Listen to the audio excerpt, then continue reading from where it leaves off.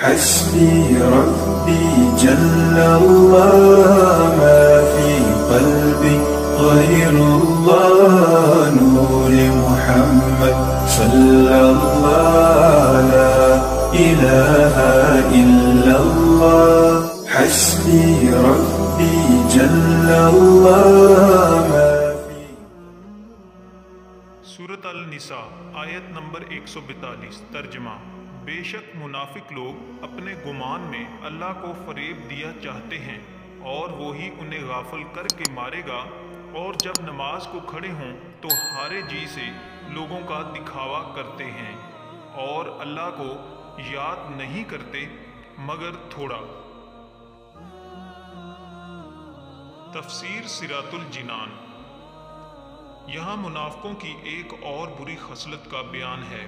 وہ یہ کہ یہ اپنے گمان میں اللہ تعالیٰ کو دھوکہ دینا چاہتے ہیں۔ حقیقتاً تو مسلمانوں کو دھوکہ دینا چاہتے ہیں، کیونکہ حقیقت میں تو اللہ تعالیٰ کو فریب دینا ممکن نہیں۔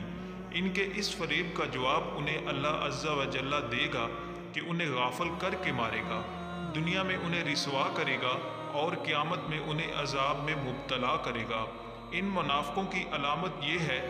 کہ جب مومنین کے ساتھ نماز کے لیے کھڑے ہوتے ہیں، کیونکہ ان کے دلوں میں ایمان تو ہے نہیں جس سے عبادت کا ذوق اور بندگی کا لطف انہیں حاصل ہو سکے، محض لوگوں کو دکھانے کے لیے نماز پڑھتے ہیں۔ نماز میں سستی کرنا منافقوں کی علامت ہے۔ اس سے معلوم ہوا کہ نماز میں سستی کرنا منافقوں کی علامت ہے۔ نماز نہ پڑھنا یا صرف لوگوں کے سامنے پڑھنا جبکہ تنہائی میں نہ پڑھنا، یا لوگوں کے سامنے خشوع و خضوع سے اور تنہائی میں جلدی جلدی پڑھنا،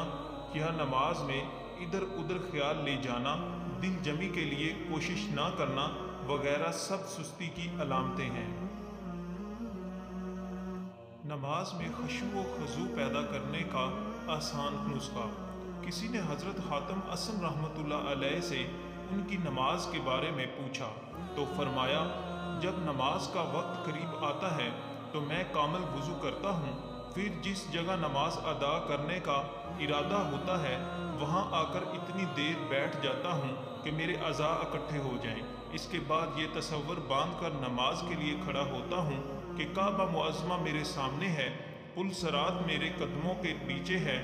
جنت میرے دائیں طرف اور جہنم بائیں طرف ہے، ملک الموت علیہ السلام میرے پیچھے کھڑے ہیں، اور میرا یہ گمان ہوتا ہے کہ میری آخری نماز ہے۔ پھر میں امید اور خوف کے